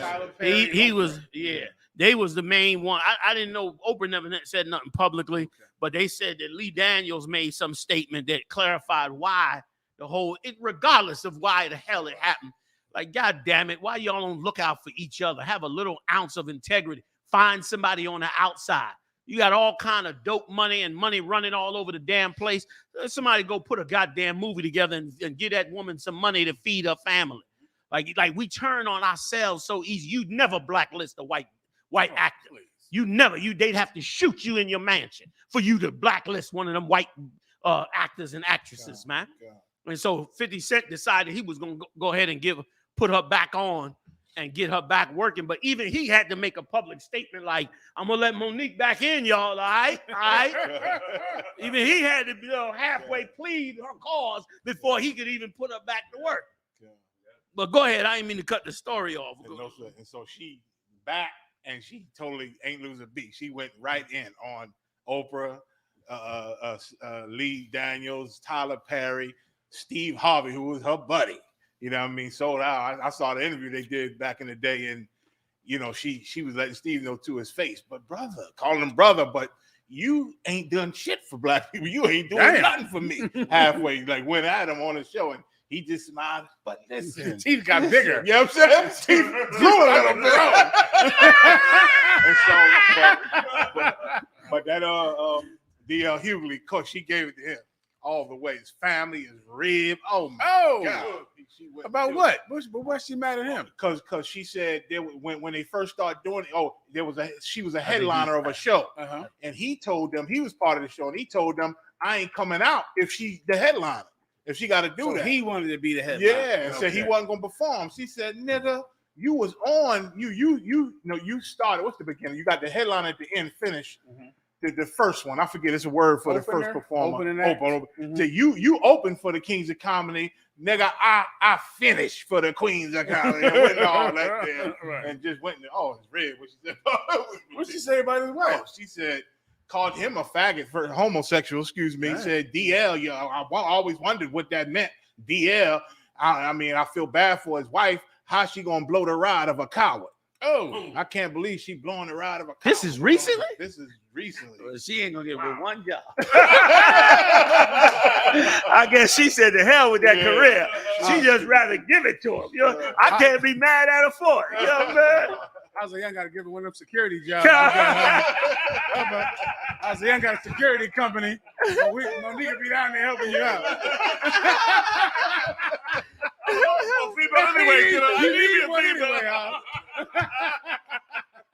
I need me one. She big and rough too. Yeah, she rough, big woman.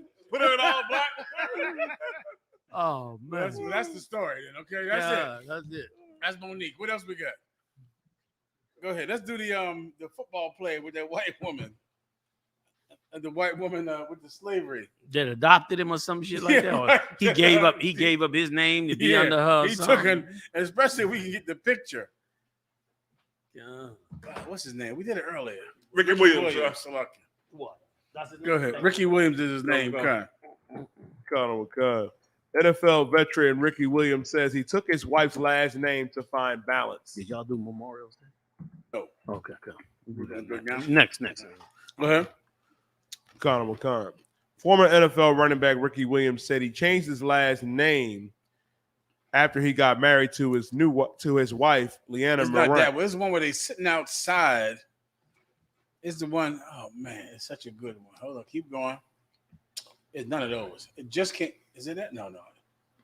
Let me see. I know that it one did. right there. That one right there. That one. Damn. They're out in the field. They're outside. They look like they're on the plantation. Like she bought him that day. Yes. Yeah. He even looking in the camera scared. He looking in the camera like. Looking in the camera like. She looking relaxed. Yeah. He in the camera like, Massa. Yeah.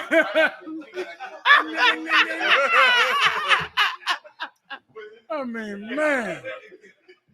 I mean, the fact that this cat got no consciousness of self to know even this picture looks like he is a slave. Yes. Anyway, he took her last name. He went and married her to get balance. And once again, I don't know what the hell that means, what he's talking about. I don't understand it. Balance against what? Who the hell knows? And Anyway, he's an NFL player. Oh yeah. And I gotta tell you, man, y'all sports athletes, I got nothing but love for y'all, but y'all is the dumbest fools in the world. I mean, everybody robs you. I mean, everybody, you Negroes, 5 years in, you broke. They done robbed you, played you, threw you all up in the media, got a name off of you. Every Instagram model done played you all out. They in your hotel, photographs of you, sending you. Mike Tyson, they sent his ass to jail.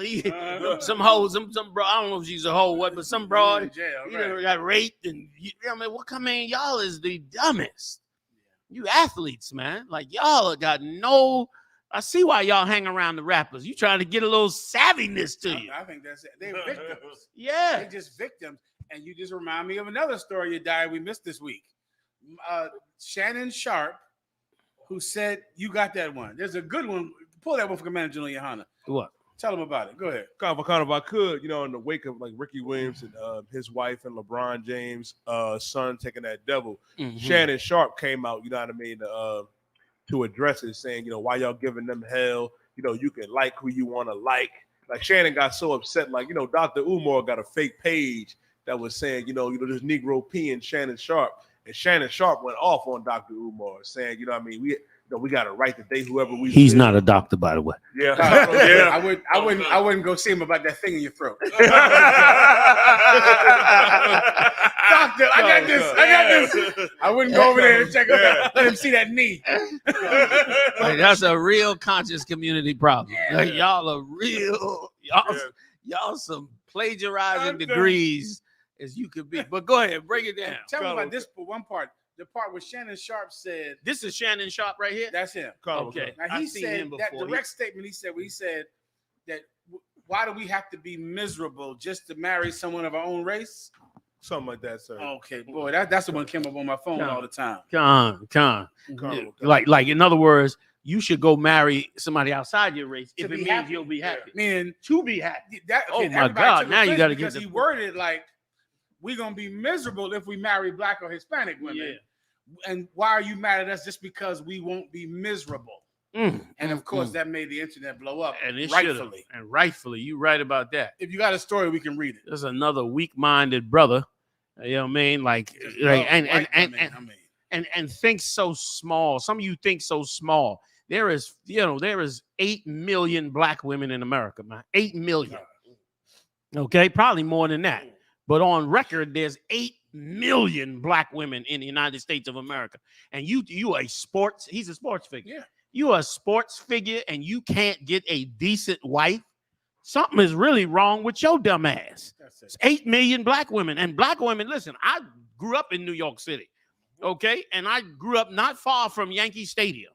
And brother, we'd go down to Yankee Stadium and them ball players would step out that limo and they would damn near get violent on the street from them broads.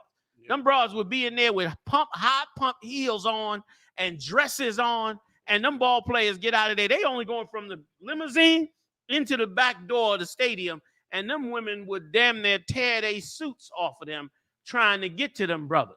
And you can't find one black woman amongst 8 million of them. Some of them ball players, man, you go down to their hotel. Listen, I don't never like to get booked in no hotel with them ball players. I done got booked in a hotel a few times with them. And brother, women climbing up the outside of the hotel. I kid you not. They be out there climbing up the outside of the hotel to get in the room. They pay hundreds of dollars to bellboys and busboys to find out what room the ball player's in. And then they climbing, they doing all kind of tricks to get in the building, to get up the elevator. And they cause nothing but chaos in there. I remember I'm standing in the lobby one day waiting on a brother. And this broad comes in the lobby and walks this close to my face. She walks right up to me. Woo. How you doing? My name is so-and-so. And she just starts talking. She talking real fast. I step back. I say, what is it that you want? I just wanted to talk to you for a minute. I'm waiting on somebody. I just wanted to... She talking. I'm trying to back away now. I'm like, what the hell is this? The ball player come out of the elevator. She take off and run right up to his entourage. Hey, so she was using me like a decoy to try to, blend into the lobby until he came out the elevator. Then she bolted over there to him. Like, they be doing all kinds of stuff trying to get to these cats, man. And you got to go and trash on black people. And a lot of y'all do it because it makes white people feel good.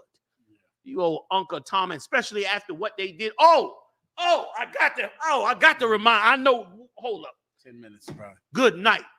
We brought this up. Did y'all? Okay. Let me take a breath. Did y'all see what happened with the Miami Heat? Let me put y'all up on the game. This week, the Miami Heat, right before the game, when both teams was lined up, both basketball teams was lined up, the Miami Heat came over the loudspeaker in the arena and said, ladies and gentlemen, I'm paraphrasing, this is the number to your local congressman. Please call your local congressman and tell him to do something about the gun violence going on, blah, blah, blah, blah, blah, blah, blah. I was flawed. I asked people about it. They was like, I don't get it. I said, you don't get it? You don't understand what's happening? When Colin Kaepernick and them took a knee for them killing us, they went in an uproar, said it ain't supposed to be no politics in here. Right. But now that there's mass shootings, something white people scared about, now all of a sudden they can go on the loudspeaker, stop the whole goddamn game, and say to call your congressman. Well, what about when Colin and them was complaining and LeBron and them was complaining about killing us? Nothing happened. Nothing happened. I saw it. I was flawed. I could not believe. I looked around like, what the hell? I can't believe people in the sports bars like, oh, yeah, that's a good idea, I'm saying to myself, well, it was just a minute ago we were saying, stop killing us.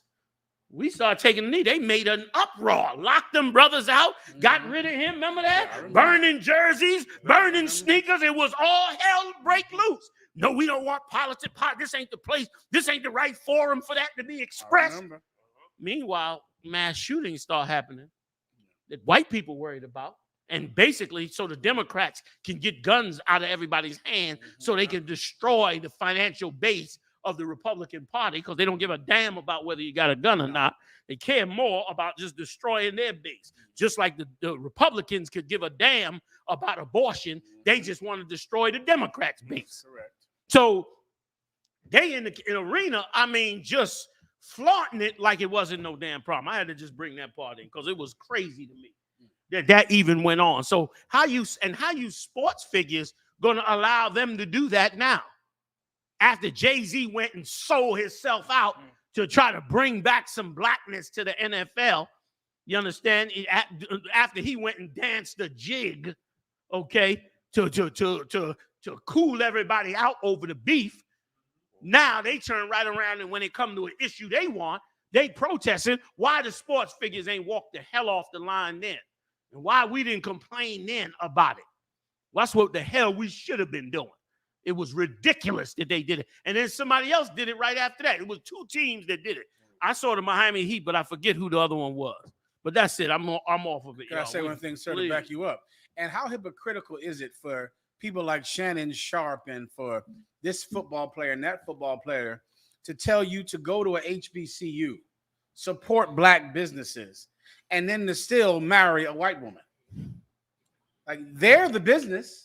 And this white woman is going to get half of every penny you have because that devil is going to leave you. Yes. She's going to divorce you. Yep. And how hypocritical. If you ask Shannon Sharp, what do you think about HBCUs? He'll say, support black colleges, support black businesses, but marry white women? God damn. How much money are you giving her? Right. Yeah. What are you giving a black business? You buy a plate of soul food. You give them, what, $20? Jesus You're going to give this dog $20 million. You should support black women. You should support Hispanic women. You should only have sex with them. You should only share your money with them, because otherwise, how can we have anything to give to black restaurants? Yes. If your white wife has all our money. Yes. Salaki, Memorial Day, you probably want to do and yeah, but just to add to what you said, and here's the thing that doubly pisses me off. Is you ain't getting rich white women. Nope. Oh my God. Like if you was getting a rich white woman, I'd be like, okay, well, maybe it ain't that, maybe it ain't that many. No, it'd still be wrong. Right. But it would, you could at least say to yourself, well, maybe it's not that many rich black women. No. So they trying to get rich white women to keep the money in pocket. Something. But you go, like you said, you go get up like Tiger Woods and go get a poor white woman, and she rob you blind. At the end, when you could have gave that to a black woman and let her rob you blind if it was going to be a rob. You know what I mean? Like, and damn near every ball player should just say, I'm getting ready to make $100 million, but I'm going to be robbed. Yeah. You understand? All them bras and robbed them. What's his name? The old light-skinned one, his wife just left him. You know, light-skinned one, real good. Is it Curry or one of them? Steph Curry? Not Steph Curry. One of them, their wife just left him. Yeah. His cat, they said he make a ton of money, this cat. Yeah. And his wife left him. He looking like Captain Dummity Dum Dum. Yeah, man. He about to turn over about $60 million to her. She's out hoeing, just like Kanye West. Kanye West. Listen, that disgusting. Listen, that piece of garbage that Kim Kardashian's with. Listen, I'm praying for the babies. I'm praying for Kanye West babies. This old psychopath got their names tattooed on his neck. I'm praying for he's a schizophrenic, suicidal, drug addict. Yeah. And Kanye West has 2 kids with her, which means prenup or not. No, he got more, don't he? At least I think 2. he got 4. Is it 4? Oh my God. Huh? Okay, there ain't no prenup for child support. No. That's a judge's order. Yep. So even with a prenup, 4 kids are. Is it 3 or 4? How many it is, y'all? They gonna find it. Go ahead, General. Sure. I mean, can you imagine how much money Kanye West has to give that devil for 4 kids? He's going to give her $500 million. Easy. $500 million, which means that white boy gets to have, that's his money. Yes. And any of you brothers out there, you sitting up on some brother's couch right now, your wife has another man on child support. You know how good that money is, don't you? Because she has him on child support. You watching that TV, sitting on that couch, driving that car, right? Well, imagine what Pete Davidson is going to do. He's going to sit in some mansion on an island somewhere with no name. Yep. Because Kanye West has 4 kids with this white woman, and that schizophrenic drug addict is going to enjoy $500 million until he commits suicide. Listen, which will happen eventually. Pete Davidson will just commit suicide eventually. Brother, I'm praying. Sorry to cut you. Please. I'm praying for them babies out, because that sociopath, I could not see him around my child at any time. Go ahead, you die. He had a joke that he got in trouble for a year or 2 ago about wanting to give fellatio to a baby. And Kanye, let me tell you something. Play with fire if you want to. Play with fire if you want to. Become a multi-millionaire, okay, kicking off your career with a song saying it don't matter what color Jesus is. Marry you. I don't even know what she is. She's a mutt from Europe somewhere. You marry her, have 4 babies by her. You rich, powerful, got butlers, limo drivers, mansions, private jets, everything. And this broad take your 4 babies from you and move a sociopath in the house that tattoos your baby's names permanently on his neck.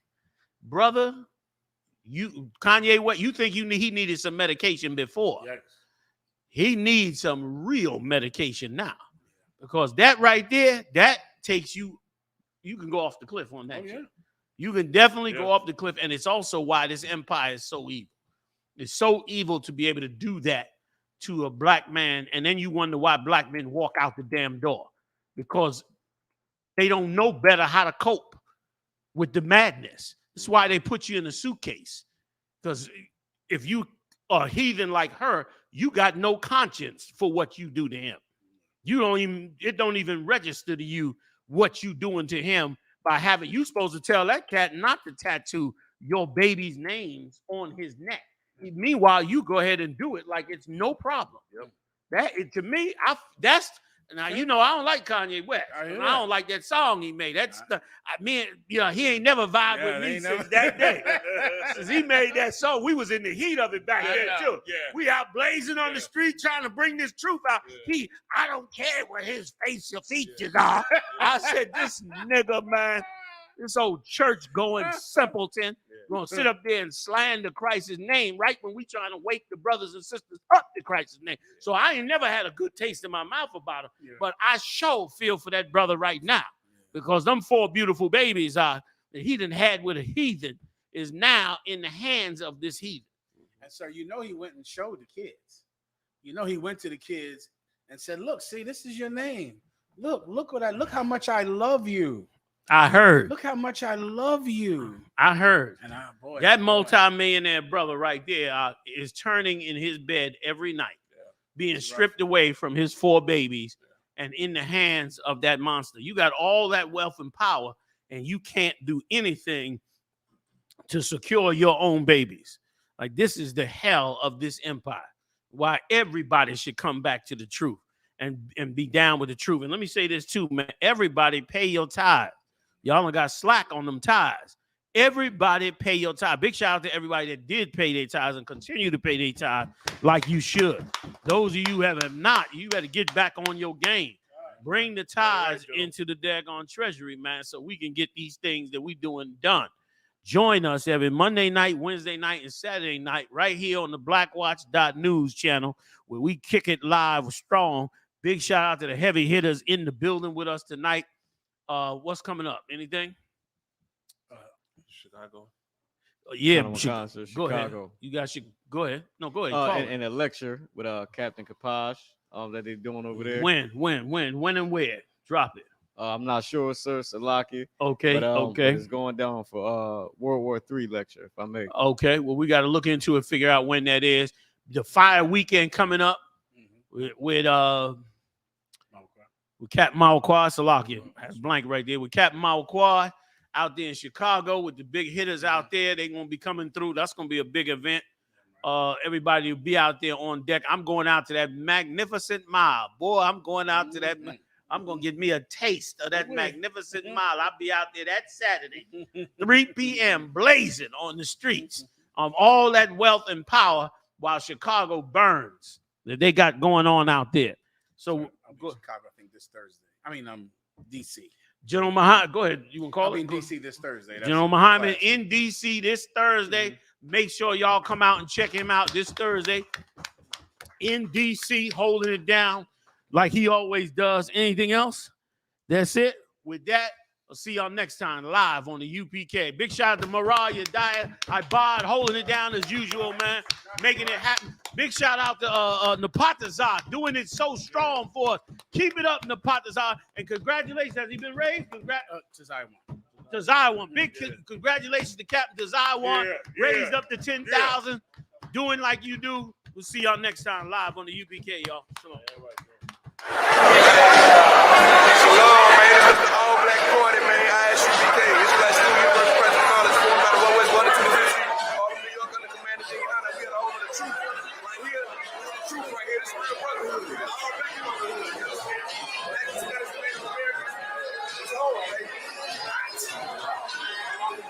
Let us give all glory and praise unto the Most High and our holy King Yahweh.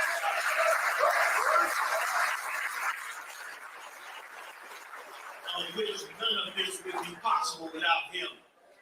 If you wearing a stud, a fringe, a border of blue, if you know your identity, if you know your tribe, if you know what Hebrew is and can speak a Hebrew word, it was given to you by your holy King Yahushua.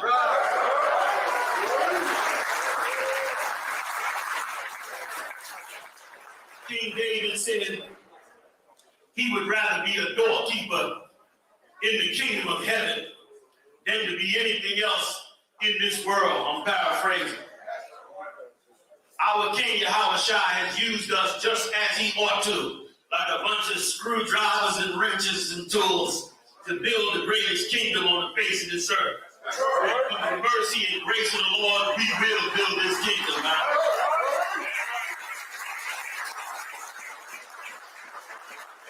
I've been doing this all day. I got to thank Captain and his amazing team that pulled off the 2022 Hebrew Academy. Y'all did an amazing job.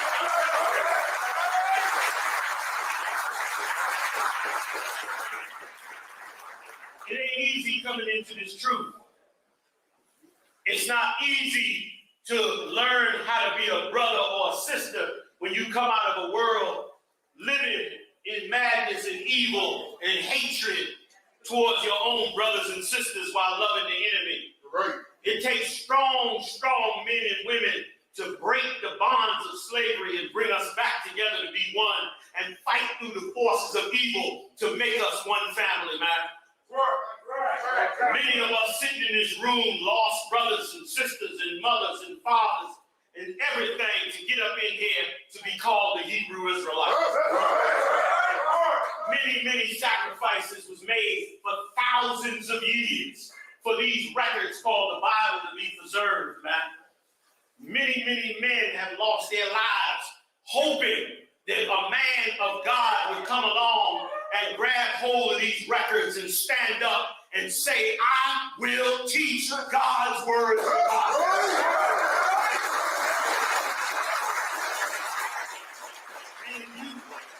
And you stand up and saw that Hebrew Academy, it almost brought me to tears. I can't understand what the hell you doing in this room, goddammit. And worse than you in here, what the hell am I doing in here? Somebody forgot to show me the directions to my grave, to my jail cell, to my crack house, to my murder victim. Instead, we found the truth and found a path to fix what was broken, to fix what they said could never be fixed. The 12 lost tribes of the children of Israel. And these men that we will honor today, these precious men, these precious men of God who sacrificed all that they had to get through this academy and to become men of God, they deserve this honor tonight. They deserve this honor with extinction. And with that, I just first want to say congratulations to all the generals of the I.S.U.P.K.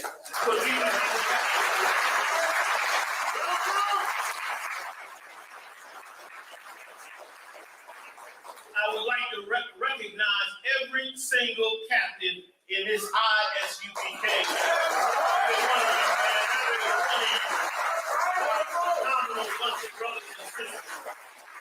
And for every officer, every trooper, every sister, every child that follows these men, I honor you so greatly today. You have given hope to the hopeless and strength to the weak. You have turned the darkness into light. You've opened a path for brothers and sisters to see their way out of the dark, horrible lives that they were forced into. And for that, thank Yahweh.